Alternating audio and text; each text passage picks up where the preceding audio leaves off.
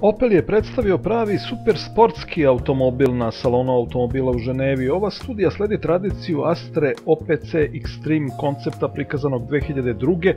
I tada je kao i sada pravi sportski auto pronašao put od staze za trke do puteva, dok je crveni OPC Extreme model od pre 12 godina ostao jedini primjerak te verzije. Novi Extreme sa tipičnim Opelovim bojama u domenu autotrka biće osnova za proizvodnju. Ovaj OPC Extreme će biti najbrža Astra ikada odana sloganu Opel Performance Centra OPC čista strast.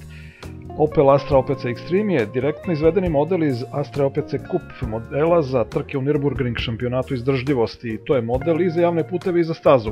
Visoko kvalitetne komponente napravljene od ugljenih vlakana smanjuju težinu automobila u poređenju sa Astra OPC modelom sa 280 konjskih snaga koji je lansiran 2012.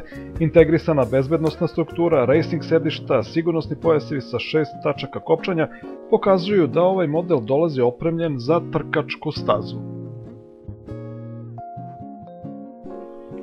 Sa BMW-ovog štanda predstavljamo vam dva nova modela. Prvo, treći model iz serije 4 Grand Coupe za 2014. koji je preuzeo većinu sistemskih elemenata od odgovarajuće kupe varijante, ali ovoga puta elegantniji. Opisan je kao upadljivo zgodan automobil i novi BMW prkosi svakoj kategorizaciji. Ljubiteljima ovog brenda pruža potpuno novi doživljaj.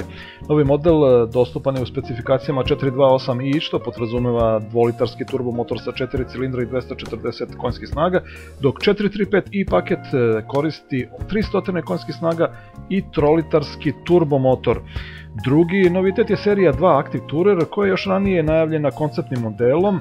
Inače, unutrašnjost je opremljena sa već prepoznatljivim performansama BMW-a, dok se inovacija ogleda u zadnjoj klupi koja ima mogućnost pomeranja dok su nasloni preklopivi kao i vozačevo sedište. Zapremina prtljažnika mu iznosi 468, odnosno kada se preklope sedišta 1510 litara.